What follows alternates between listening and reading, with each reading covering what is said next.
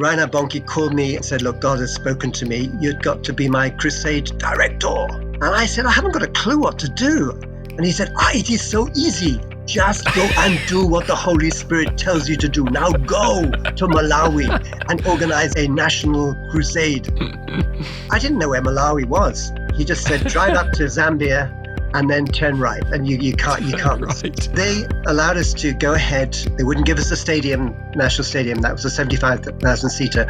They gave us a field outside the stadium. And we set up and we had about 150,000 people show up. Wow. Welcome, everybody. This is Simon Gilbo with Inspired. Great to be back for another fantastic week. I'm really excited. I've been looking forward to this conversation for a while. If you're new to us, Inspired is all about meeting different mates of mine, connections from across the globe, whether it's in England or from this will be a mixture. It's stories from around the world this week. But we're relentlessly bombarded by negativity in the press that just induces fear and cynicism and apathy and discouragement. And what we need to hear is stories of beautiful stuff taking place in the world. And yes, I just have got zero doubt that you're going to be inspired this week, because we got with us the irrepressible, the dynamic, the slightly nutty Gordon Hickson. Welcome, Gordon. Yeah, it's great to be with you. Fantastic. So really grateful to your brother-in-law, Duncan Vincent. We're at a monthly prayer thing. And he sort of reconnected us. We go back, I think our paths crossed at St. Aldate's about a decade ago. And you're married also to Rachel. And I was going to tell, because Rachel had an incredible impact on my cousin's life, but do you know what? I'm not going to tell it. It's a miraculous story. We'll save it because we'll get Rachel on, hopefully. Yeah, you need to get her. She's got so many stories.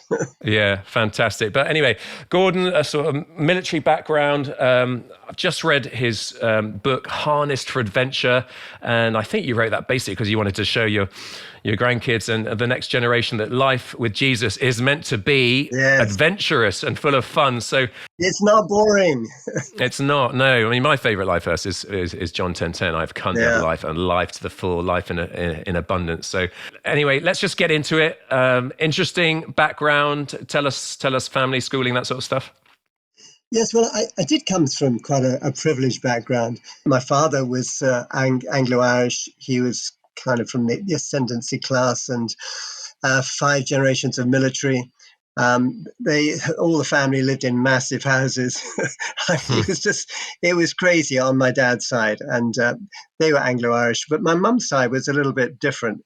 Her dad was a Scottish engineer in Bombay, and her mother was a German Jew from Hamburg.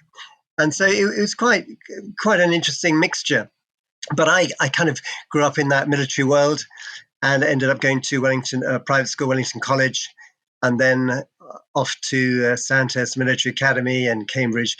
And so really I was being shaped to be a kind of a world changer to run the empire. And sadly, the empire collapsed before I came out of school. So a lot of my generation actually tipped off into drugs and drink and really messed up their lives because they were shaped for something which didn't exist when they left. Yeah. For me, because I was at the age of 30 and I won an army scholarship, I was able to go into the army. And so I spent 10 years in the British Army. But that was really my formative years. And any sort of key moments in that time? I think for me, I was shaped in school, but obviously Sandhurst really got hold of me. And I think it was during the Sandhurst years that I really began to start getting a taste for adventure. Just say what Sandhurst is for people who don't know. Sandhurst is the Royal Military Academy where you're trained for 2 years. I did the last 2-year intake. But during that time, I had a real taste for adventure, and I decided to take 3 guys with myself to drive all the way to Persia, as it was then. The Shah was still on the throne, and we drove all the way down to Persia and went up into the Elburz Mountains to look for the castles of the assassins. There were no roads. We had to bump along riverbeds. I mean, it was really, really fantastic that time. So I kind of tasted adventure. I also learned to fly small planes during that time. So really, I was being set up for. I was yearning to just spread my wings and go for life. Faith Any faith? I mean, you're at No, Wellington. I know you got sort of compulsory school chapel. You got drilled. I mean, that was more morality than Christianity, wasn't it? yes, I mean, private schools, public schools, whatever you call them, they had chapel every morning. I mean, I really despised Christians. I found the whole Christian thing so it just turned me off. And one of my passions was skiing. I used to ski for 4 months every year when I was with the army. And I used to send my soldiers over to heckle the God Squad, because they always used to send people out to evangelize the skiers, and I just didn't like it. So I really used, I didn't like these people. I just thought Christian faith has nothing for me, and I'd slam the door on church when I was about 15. So go on, tell us how that changed. Uh, okay, well, I think for me it was the fact that during my ski time, I was in a place called Livigno, which is in North Italy, and Santos had sent a team along with a guy called, at the time, he was a Major, Zach Freeth. You know, Yes, his son Zach Ben. Freeth. But Yeah. Zach was really evangelizing all the skiers, and I really did not like this group of people. But it was Christmas, so I went to the little Italian chapel on that Christmas morning. And Zach picked up his Bible and he kind of preached it straight at me. You know, what good is it if you gain the whole world and you lose your soul? Yeah. I was absolutely hopping mad. I was furious. And I thought, you know, how could you possibly preach to people on Christmas Day of all days? So I was so incensed. I went back to my regiment after the Army ski championships. And then I asked my colonel if I could go to university. Now, in those days, you could take 3 years out of military service. And I went to Cambridge. In fact, I applied to Cambridge. They asked me for an interview. And you can see my arrogance, utter arrogance in those days. I just said, look, I'm too busy to come for an interview. But I would like to come. They gave me a place straight away. So I turned up at Cambridge, reading everything. I did social anthropology, social psychology, to try and rip religions apart. And I read on all these different religions and packaged them in to different control systems. And eventually I threw it all out of my life. I had to say that during that time I had been kicked out of college because I was drunk every night. And I was also caught by the police climbing over people's roofs and beckoning down, saying, the judgment of God is upon you. So I was a bad lad and totally uncontrolled. But I went to live on a houseboat on the Cam River, still at Cambridge, still studying, but on this houseboat. And I was writing all my reasons why this thing of Jesus was a fraud. A guy called David McInnes had arrived in Cambridge, and he was preaching to all the students in the town hall. And I was furious. I was trying to stop everybody going, thinking, this is such a con.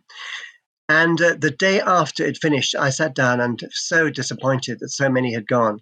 And I'd started writing down all my reasons why this was a con. And suddenly, literally, the presence of God flooded onto the boat. I literally had a direct encounter with Jesus. Wow. I was just sobbing and sobbing and sobbing. You can't describe those moments, but I just sobbed and sobbed and sobbed in the presence of God. And I got up from the floor and I wrote on the bottom, I can never turn back. I know you're alive. I know you're the Son of God. And that, you know, that moment changed my life. It just completely gripped hold of me. I think I walked nonstop for 2 days. My whole world had just melted down, and I walked and I walked and I walked, and eventually I came back and I thought, my world's changed. He is alive. And I spent all my time out on the streets helping alcoholics, drug addicts, and I thought that these Christians weren't doing much good. So I started just trying to get out and help people and love people. But the thing is, I wasn't saved. I'd had an encounter with Jesus, but I wasn't actually saved. I knew he was there. And I remember God spoke to me through an Irish alcoholic called Andy. And he looked me straight in the face and he said, to be sure, he said, you're a total hypocrite. At least I'm filled with a bit of spirit. But you have absolutely nothing in you. Wow. And that completely blew my mind. I realized he Yeah. was right. I had absolutely nothing in me. And I was desperate. I just stopped going to lectures and I read and read and read and read and read and read and read the Bible for weeks. And I think God was waiting for my arrogance and my pride to be broken. And I Yeah. think when I was ready, God just suddenly spoke to me, not audibly, but right into my heart. And he just said very clearly, what good is it if you believe in me? The devil believes and he trembles. He said, you will only really know me if you surrender everything, all the good, all the bad. I want everything into my hands. And for me, it was an offer I couldn't refuse. I literally bailed out. I gave him everything and was baptized in the Holy Spirit. It was just saved, baptized in the Spirit. It was just the most extraordinary moment of my life. Suddenly coming in, not just knowing he was there, but having the fullness, being filled with him, overflowing with him. And that was extraordinary. Wonderful. It's very encouraging that you are obviously such a sort of hard-nosed dick, sort of far from God, and the encouragement of the Saul to Paul, utter turnaround, transformation, the supernatural element, and that supernatural. Some people's stories are more dramatic than others, but your life story has continued to be just incredibly dramatic. Go on, share those formative experiences during your early Christian life. Tell us about those. Well, yeah. I actually got saved at Cambridge in a revival. It was the 1974 revival where Nicky Gumbel got saved, Nicky Lee, Scylla got saved, Ken Costa. I mean, all that crowd from HTB got saved then. I'm actually putting together a book at the moment of all of their life testimonies. I'm calling it Surprised by God in Cambridge. I'm going to bring it out this year. And I've got already almost 45 of their life testimonies, but I'm trying to get about 60, 70 of them because so many people came to Christ during that. And they changed, literally some of the things they did changed the world. But I went from that hot house atmosphere of revival back to my regiment in Germany. And I was in a place called Celle. Celle is my regiment, 94 locating regiment, was the ski regiment. And so I was in charge of the ski team, spent 4 months on skis, as I said. But I was just desperate for God. And while I was at Cambridge, I'd actually tried to run away from the God thing. This was before the encounter with God. But I tried to run away with God during one of my summer vacations. We get 3 months off during university. And I actually had to rejoin my unit over in Canada for a couple of weeks exercise. And I had been running away from God all the way up as far as I could, right up into the Arctic, to the very furthest Eskimo village called Tuktoyaktuk. I literally had a real encounter there because it was extraordinary. I thought I would disappeared and God would never be in this place. But as I walked into this little group of huts, I saw these Eskimos in a hut with their hands in the air worshiping. And I thought, how on earth did God get here before me? And anyway, just without the background, I now find myself in Germany, desperate for God. I was in the chapel every night praying for the presence of God. And I heard about this group of Christians, military Christians, mainly American forces, getting together in Nuremberg. And so I drove all the way down to Nuremberg. And it was an extraordinary time. God showed me I didn't know where the conference was. God showed me where the conference was. And I went into this conference and I just prayed very simply. So I said, God, show me where the conference is. And hey, I need a bed for the night. It was that simple. And I walked out of the meeting that evening and thought, well, somebody's going to offer to put me up. And nobody did. And as I was walking away, this little short guy came running up, panting, saying, oh, thank God you're still here. The Holy Spirit sent me to pick you up. Wow. And I thought, wow, that's pretty cool. I didn't know this kind of thing happened. But anyway, I went back to his house and he turned out to be a Canadian pastor living in Germany, evangelizing in Germany. So he said, how on earth did you get saved as an army officer? So I told him my story about how God chased me all the way up into the Arctic. And then I saw these Christians up in Tuktoyaktuk. And he just began to cry. And he said, He said, I can't believe this. He said, my wife and I have just felt that God's lost our telephone number. We just feel so far away from God at the moment. We don't know what we're doing here. But he said, you know what? He said, I used to be the pastor of the little Pentecostal church in Tuktoyaktuk. He said, No. those Eskimos that you saw were probably people that I'd led to the Lord. And I thought, wow, God, Oh, how do you do this? So yes. what God was doing was taking my little bitty image of God and showing me that he could do big, big things. Yeah. And then a few weeks later, I was desperate for fellowship and I went off down to Wolfenbüttel, where I'd heard there was an American Bible school from CFNI, Christ for the Nations Institute. And while I was there, we had an extraordinary outpouring of healing. And I remember watching this one girl who had a twisted face, twisted body. She could hardly walk. She was miserable, limping along. And I watched the Spirit of God coming on her. Never seen it ever since, even when I was with Rainer Bonke. But literally her whole body was straightened up. She Wow. just leapt in the air and began to run around the building, screaming as God completely remodeled her whole body. And there was a Wow. young boy next to me who's been given a terminal sentence of 5 brain tumors. The fire of God touched him. He was completely healed. And Beautiful. the doctors lately confirmed they'd all disappeared. So seeing God as a big, big God who could bring people across the universe and then seeing healing, that just blew my mind. And then I heard about a group of Christians called Youth with a Mission down in South Germany. They just finished at the Olympics and they'd taken over a place called Schloss Hulach. And I went down to join them for a week of leave. And while we were there, we just really got into God's presence. We began to pray and seek God. And we really felt very distant from God. We all began to one by one share how empty and hardened we felt in our spirits.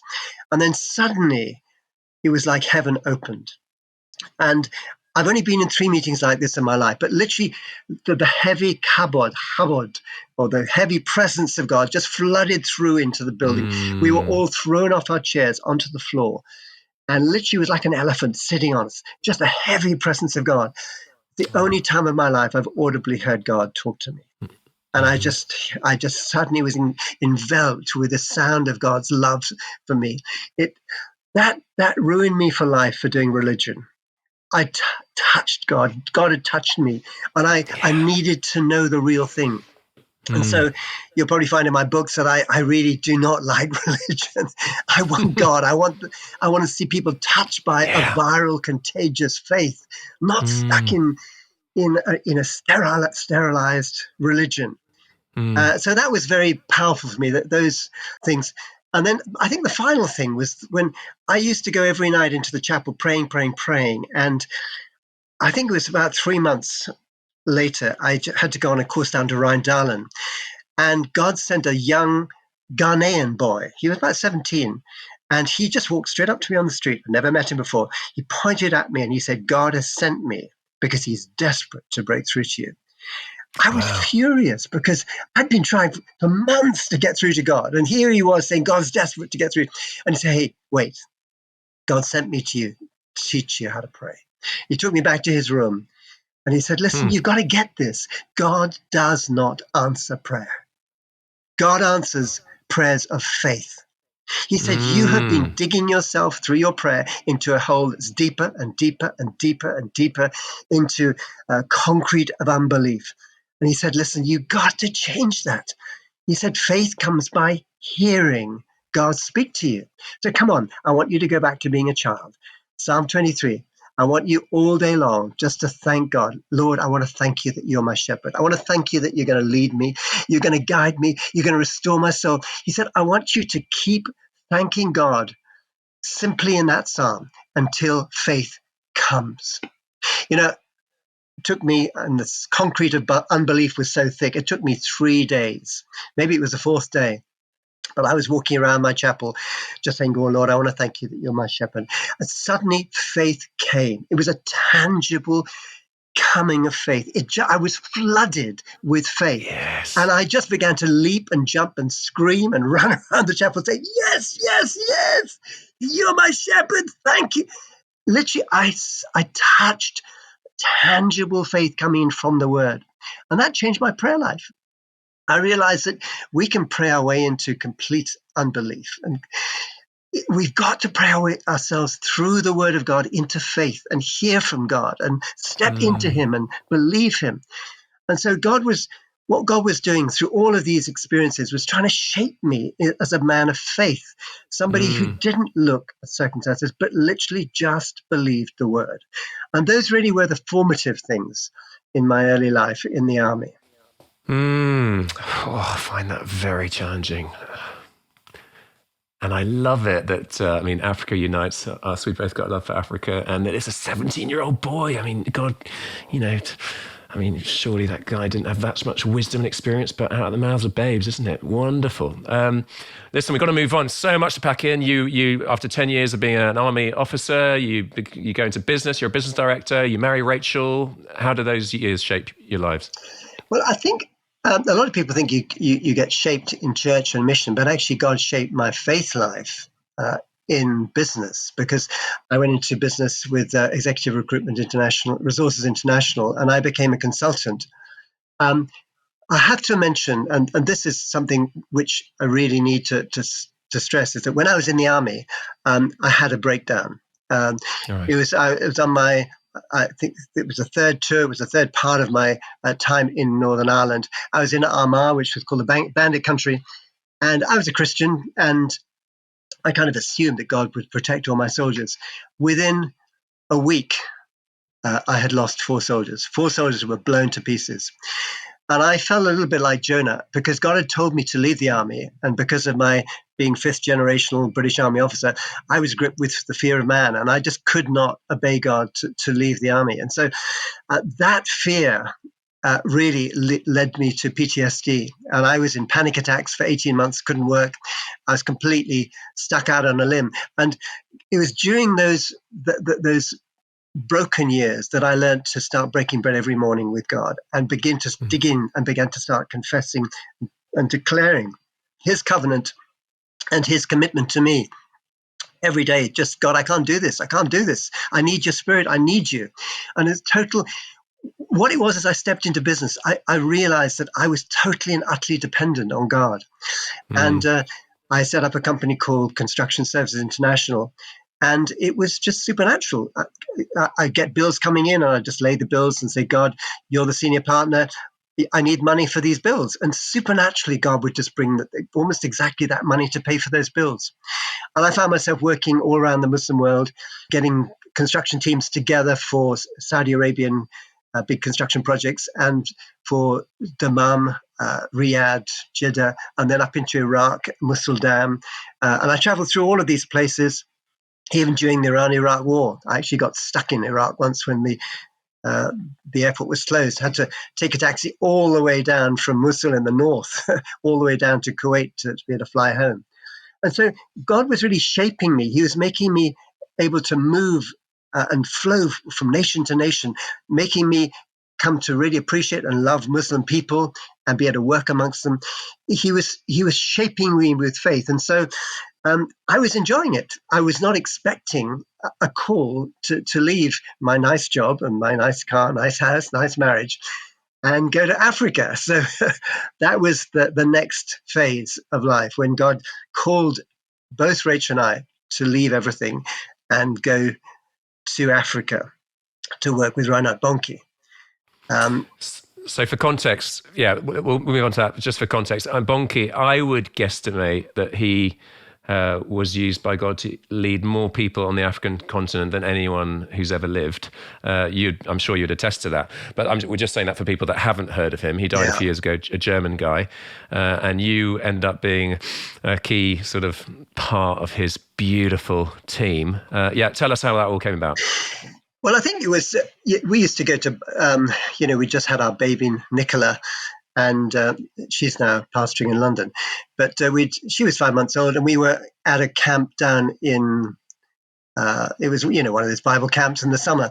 And we both read this book called Plundering Hell to Populate Heaven. And as I finished reading it, I didn't tell Rachel, but I just said, said to myself, God wants us to work with this guy. It was all about Reinhard Bonnke's passion to see Africa saved.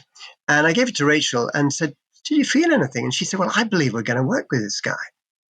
And it was just after that she then had a dream. I've got a very prophetic wife, by the way.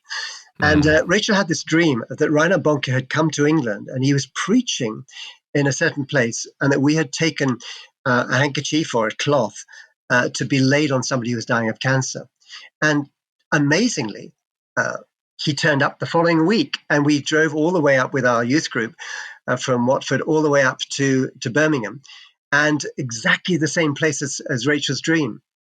And during his talk, he reached down, he just pointed down to the crowd, and he said, "I believe people are in this crowd who are going to join me on that campaign from Cape Town to Cairo. We're going to see Africa saved. Africa shall be saved," was his famous German phrase. But it was extraordinary. I was stubborn. I just didn't want to go. I didn't want to go for it. And so Rachel just knew it was God. And we then went to his next meeting, which was down in Kensington Temple. And Reinhard again pointed down to where we were. And he said, "I know there are people coming, sitting here who are going to come and join me." We just knew inside. So we thought, okay, let's go and see for ourselves. So we took some weeks off to go out just to look at one of his crusades. It was actually in Harare, Zimbabwe, and which is a very special place in our lives. But I was being very, very stubborn. I did not want to give up my nice house, nice car, nice salary. Rachel was ready to go. And in the campaign, Reinhard Bonnke called all the businessmen together and spoke to all the businessmen. And while he was talking to the businessmen, he was talking from that passage where Jesus sends his disciples to pick up that donkey so that he could ride in Jerusalem. And so he looked down the room, I think straight at me, and just shouted, "Loose this ass! The Lord has need of him." And I thought, I was literally gripped by the Spirit. It was like God grabbed my donkey ears, stubborn donkey ears, and began to shake me and shake me and shake me and said, "If only you will just submit and surrender your stubbornness and your independence, and surrender to me," he said, "you too, like that donkey, will carry my glory from city to city." I can't remember another word he said, but I just came back to Rachel. We were living in the YWAM house at the time in Harare. And she said, "What's happened to you?" And she said, "You look like you've seen a ghost." And I said, "God's spoken to me. We're getting rid of the company. We're leaving everything. We're coming to Africa." And it was extraordinary, quite extraordinary. Within a few hours, we were both lying in a hospital ward, having had the call of God and responded to the call of God. We actually had a crash outside of our house. Mugabe's personal aide and 3 cabinet ministers crashed in front of the house, and we rushed out to rescue them. I went back and I got a crowbar, and as we were crowbarring the guy out of the car, a 7-ton truck hit us, and a doctor had joined us on the scene. The crowbar went straight through him in the front and out the back, and Rachel was completely sandwiched between the car and the truck, both her legs broken, completely snapped, and my spine was broken, my pelvis was broken, and we were shunted down the road.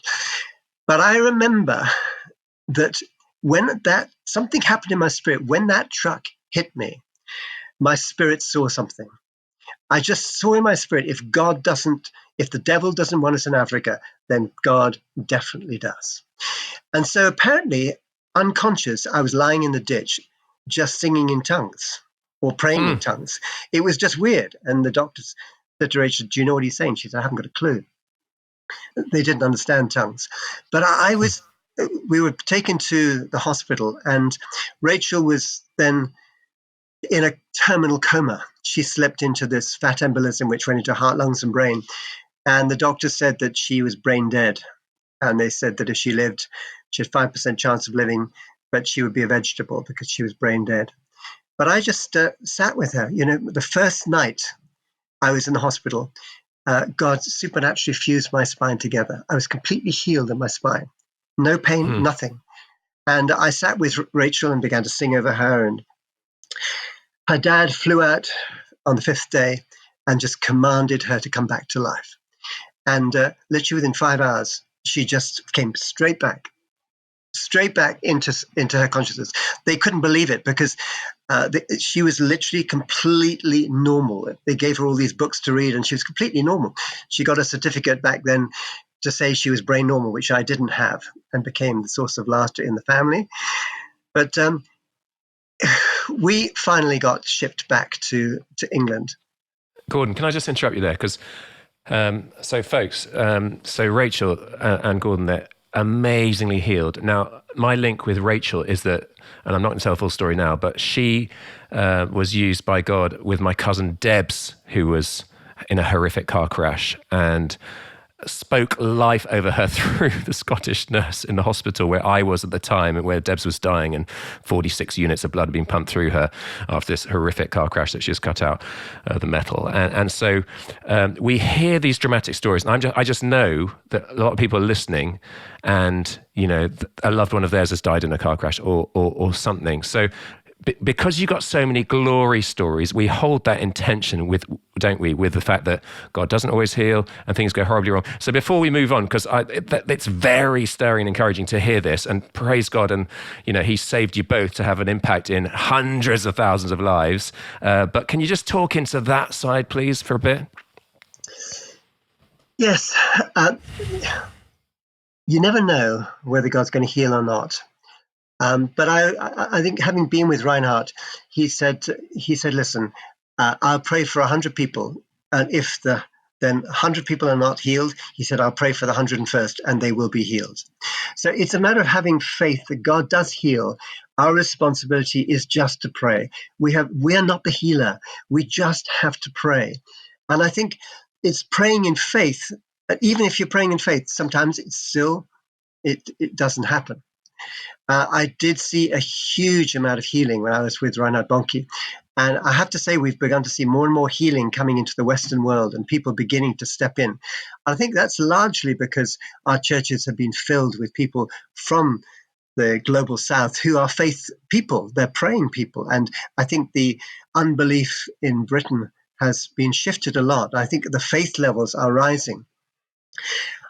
Our pastor lost his wife to cancer. To brain disease, and that was 2 years ago. So we've been through all of that. She had the most extraordinary. Actually, she was taken to heaven 16 hours before she died, and she was in the MRI machine, and she had this most extraordinary visitation to heaven. Was taken through the whole place, and then, with that sort of euphoria, she suddenly came back into her body, and she was just been sent back to say goodbye to everybody. She was glowing, and she just said goodbye to everybody. And 16 hours later, she couldn't wait to get back. And so I think we've got to realize it's not just about on earth. There is an incredible heaven to believe for, and so often yes, it's a tragedy when people are not healed and they die, but there is a heaven if they have faith. There's the most extraordinary euphoric presence of God that we enter. And so, yes, yeah, we go through some tough stuff. I was going to share this a bit later, but I'll share it right now. God allowed me to go through some stuff probably about 3 years ago, where God warned me that I was going to go through this, and literally the next week, I was told I had cancer. And I had to walk through 5 months of just being told, you've got cancer, you've got cancer. I just told the doctor, look, I know I don't have cancer. I know I don't have cancer. I didn't tell him God had told me I didn't have, but he rang my wife and tried to persuade her that I had to face the facts and realize I had cancer. But literally after all the tests for 5 months, he finally said, I'm stumped. I don't know where it's gone. There's nothing here. And then I was told by the top consultant in the JR for Parkinson's that I definitely had Parkinson's disease. And I had to walk through that. He said, if you don't have it, he said, I'm going to retire, because he said, I'm pretty well always right. But I had to walk through months and months of test after test of Parkinson's disease. And I didn't have any treatment, but I just kept on saying, look, I haven't got it. I haven't got it. And finally I said, look, you're going to have to show me on a scan the damage in my brain. And he said, well, there's only one scanner in Oxford. He said, I'll tell you what, I've got a research budget. I will pay for your scan just to show you and convince you. He put me through the scanner, and I had the most extraordinary letter the next week.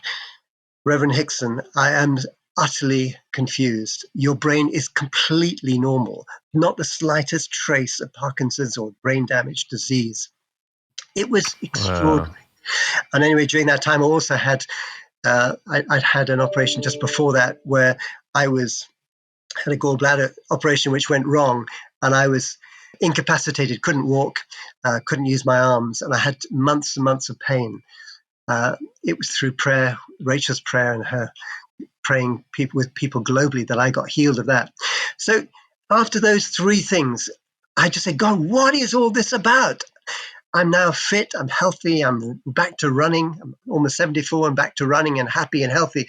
But I felt God saying, all hell is going to break loose against the church. You're going to have to toughen up and recognize the battle we are entering. We're entering a global harvest. We're entering an unprecedented time of mission and harvest, but you're going to have to toughen up. You're going to have to not take any label. Don't take the labels the devil puts on you. Get strong, get hold onto faith and push through this. You will not be able to get through it unless you grab my hand and get pulled through this time.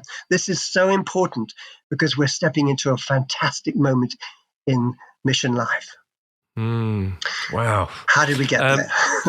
Yeah. Listen, again, so much to cover. Your bonky years. Just tell us about you, because you can't cover everything, but to give us a taste of the sort of stuff you're involved in, tell us about the Malawi miracle. Yeah, okay.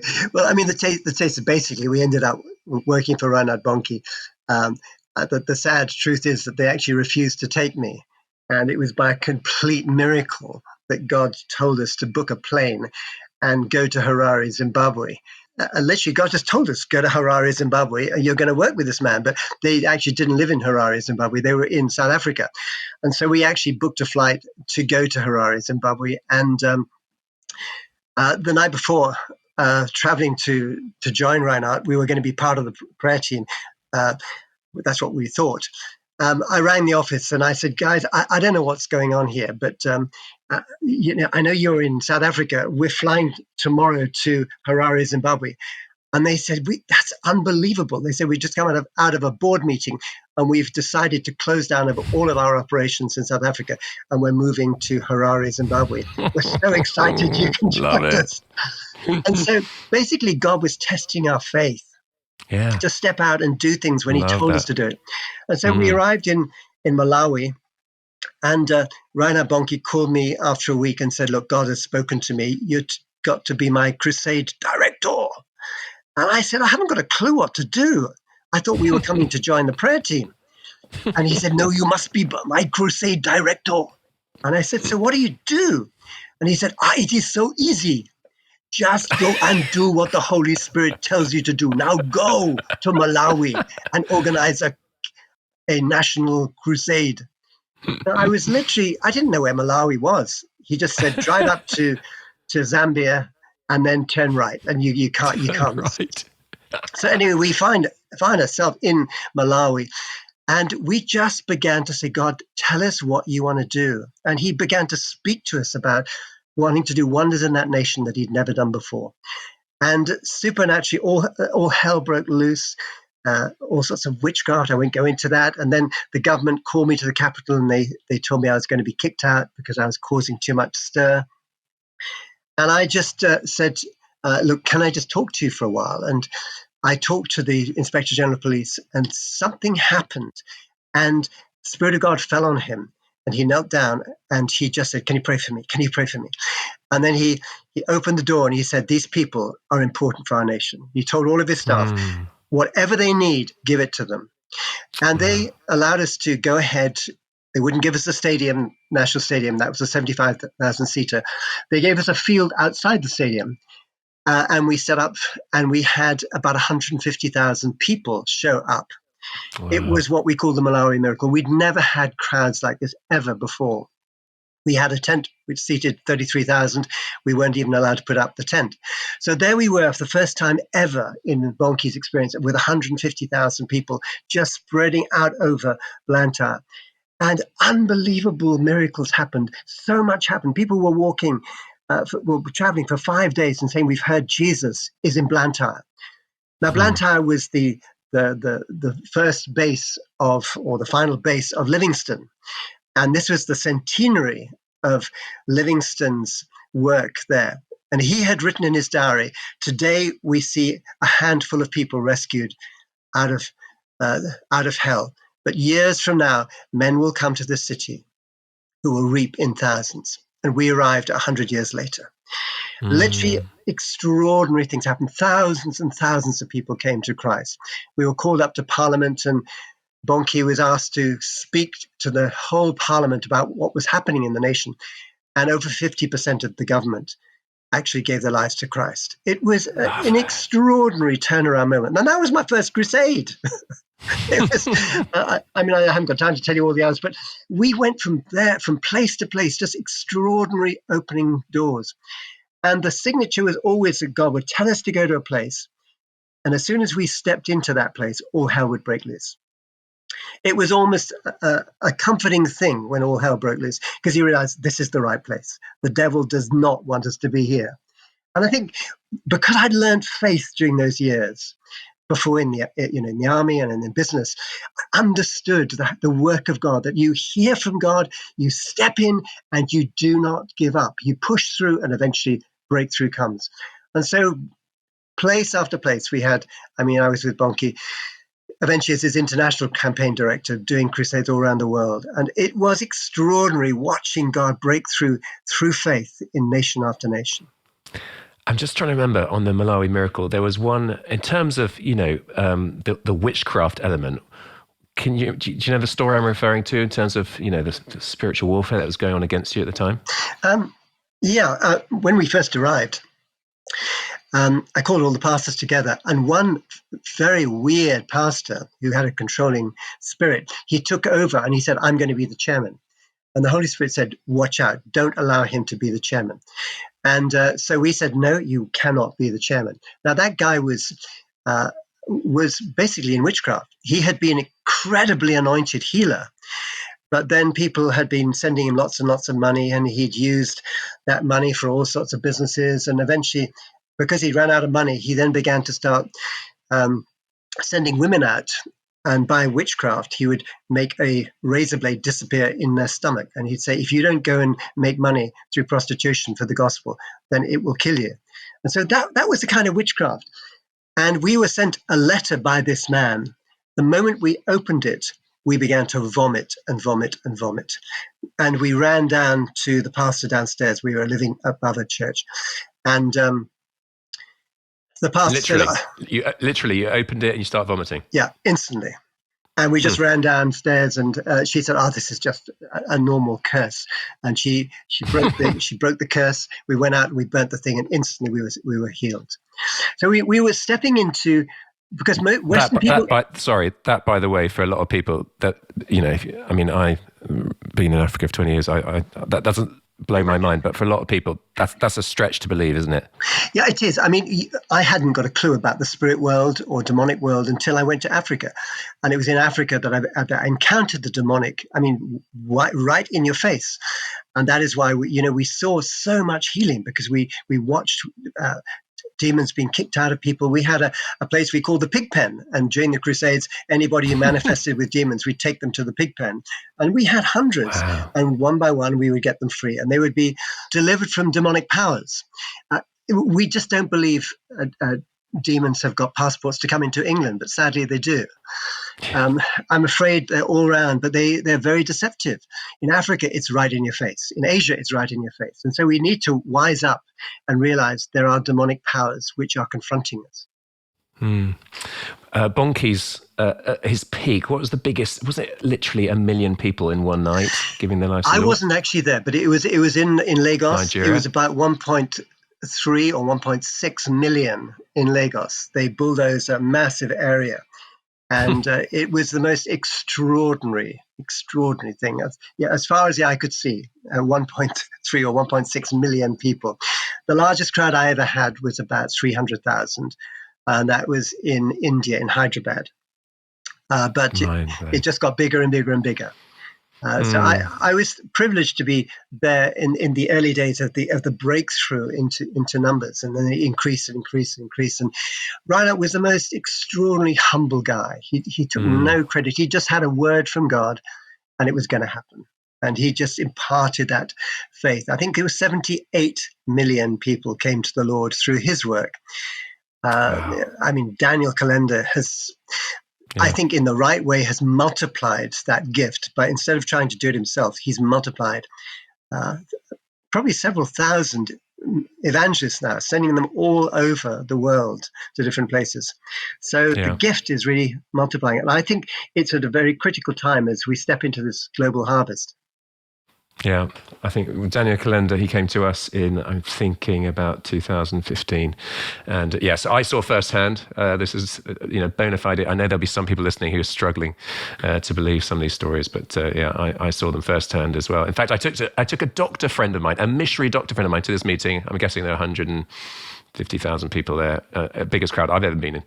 And this is in Bujumbura, one of the big field areas. And the missionary doctor said that sort of miracles are happening, but he was like, my training, it just stops me from believing that it's possible. It's interesting, isn't it? It's much harder for us with our sort of secular materialistic worldview foundation to be able to have this breakthrough of childlike simplicity of faith. It's very difficult. I mean, you literally have to just trust because you see it.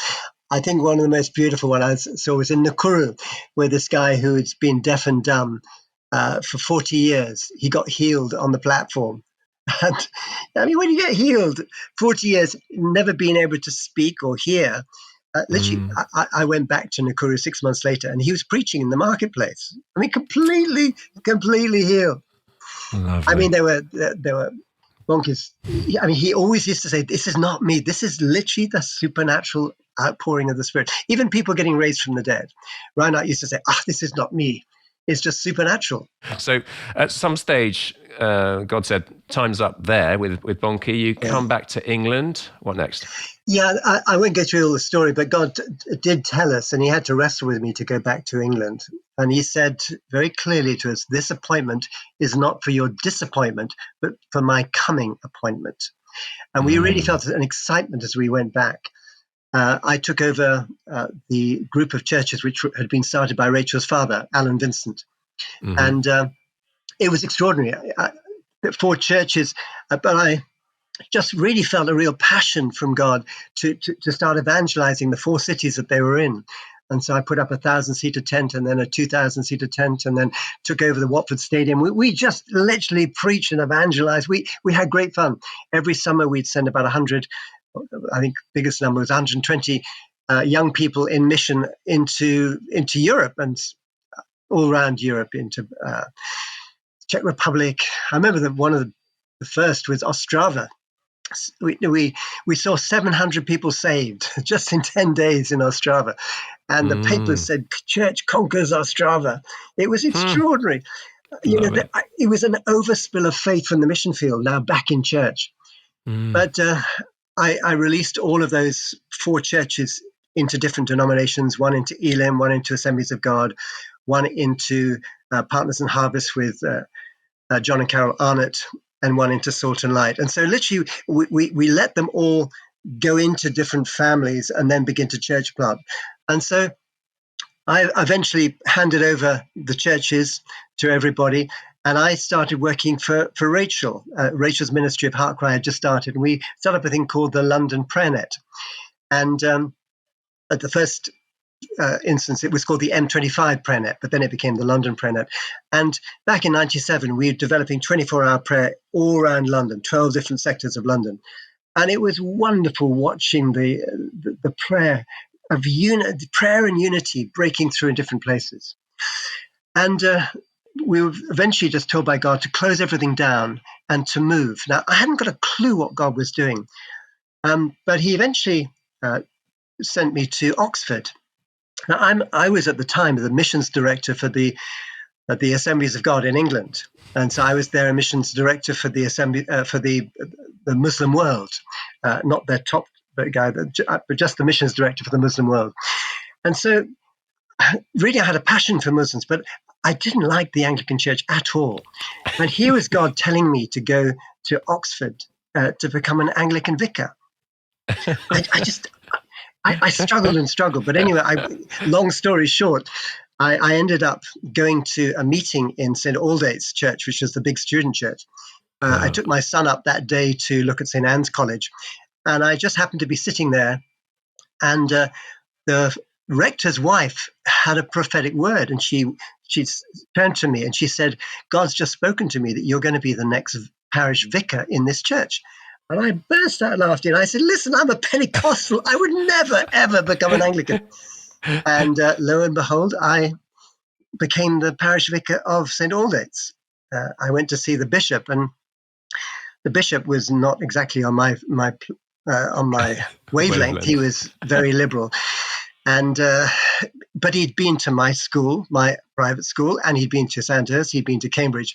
We talked for 45 minutes about our childhood and youth, and then he said, "Listen, I don't normally do this, but I'm going to ordain you on the spot. Go and do it." So I literally got ordained on the spot and told to be a vicar.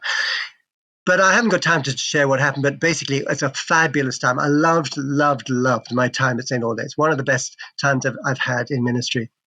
But it was there that I birthed with Tim Green a ministry called Mahabba, which is the Mahabba network. Mahabba means love in Arabic, but it basically trying to wake up the Western church to reach Muslims, precious Muslim people, unveiling Jesus to precious Muslim people. And so I guess that's my passion. If we're coming to a close, I can just say I've had an encounter with God where he said, "Come on, why won't you believe me for 30 million Muslims?" And I struggled and wrestled. He shook me for an hour until I said, okay, 30 million. So I am really believing, and this is not going to have anything to do with the church. This is going to be a sovereign move of God. Sweeping through Islamic nations. And we better get ready. God is about to do something beyond, and that's just for starters. 30 million may seem big for us, but for God, it's just getting started. We're stepping into something remarkable, and we better get ready. Get our faith, get toughened up, and be ready for an adventure. Oh, yes. And I mean, I think it's not reached massive momentum yet, but more Muslims have come to faith in the last 10 years than ever before, haven't they? Yeah. If you read the book Wind in the House of Islam by David Garrison, I mean, phenomenal. Just that record of how many movements have started just in the last few years. Yeah. It's just remarkable. And I was in Egypt about 2 months ago, and I won't tell you what the nation was, but so I met somebody who was working in a totally closed nation where the number 2 imam had an encounter with God and was now a born-again Christian. His wife came to the Lord. His wife is, she is quite high up. She's the daughter of a very powerful imam too. So, I mean, God's up to something, and we need to just trust him. He is unveiling himself to millions and millions of Muslims. When you talk to them and just say, "Have you seen the man in white?" They will say, "Wow, yes, I have. Who is he?" So many of them are having a revelation of Jesus in their dreams. A few weeks ago, we had on Isla Tassi, and he was raised a Muslim in northern Kenya and had a beautiful encounter with Jesus. And he's been part of planting 10,000 churches amongst unreached, mainly Muslim areas of Somalia, the Horn of Africa, northern Kenya. I mean, unbelievable stories. So I might put that in the show notes as well. Listen, Gordon, I knew I was going to be frustrated coming into this because I know that I've read of the other stories, the multiple other stories that you could share. People can read that in your book. So 2 questions. What do you want to plug? How can people get in touch with you? And what would be your parting shot, your parting couple of minutes blast salvo at us listeners? Yeah, I mean, if you want to read our story, it's called Harnessed for Adventure. You can get it from the Heart Cry for Change website, or you can go on Amazon. If you want it audible, you have to get it on our own website, heartcryforchange.com. My latest book is really my life message about make God's love go viral. And really that's a heart cry of trying to activate the kingdom, this viral kingdom. If we can activate this viral kingdom in our lives by understanding Christ's cross, then something will happen. We will see a momentum in the youth generation, it will just be unstoppable. So I think we've got to shake ourselves and realize, yes, God is shaking everything that can be shaken. Don't get worried. Don't look at all the shakings in the Anglican Church, the Baptist, the Methodist.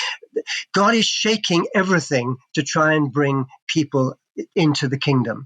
And he's then raising up people who are linked together in faith, activated by the Spirit of God, filled with the Spirit of God, with a passion to go and reach precious people. And I do believe we're stepping into one of the most remarkable moments of global evangelism ever. I know it's going to be very tough. I think there's going to be extraordinary things happening economically, socially. We're just going to have to recognize it. All hell will come against us as a church, but we've got to realize this is going to be our greatest hour. This is going to be a time when we have got to don't allow anybody to be your enemy. People must not be your enemy. We fight spirits. Spirits will constantly make you bounce off other people. No, love people and be like a lamb to people, but a lion to the devil. And we will see extraordinary things as we pray in unity for city after city, nation after nation, and ask him. He said, ask of me and I will give you the nations as your inheritance. So come on, let's be believers. Let's be believers. Let him shake off all the dust and the unbelief, and let's just go for it, because this will be our finest hour. Love that. Oh, dear. Gordon Hickson, thanks for your time. God bless you, brother. Cheering you on. Thank you so much. Wonderful. Woo, guys. Love being with you. Challenging, stirring, definitely inspiring. Guys, share this podcast, gossip it to your mates. I want to thank Adam Thomas Steer for the editing, Mike Sandeman for the mixing. Great if you give us a good review on Spotify or iTunes. And next week, we've got another fantastic guest from a very different sort of life journey. We'll be getting on Gordon's wife, Rachel, with her story, hopefully in a few months' time. I haven't asked her yet, but Gordon, she'll be up for it, won't she? Yes, she will, definitely. Brilliant. All right. God bless you all. Have a good week and toodaloo.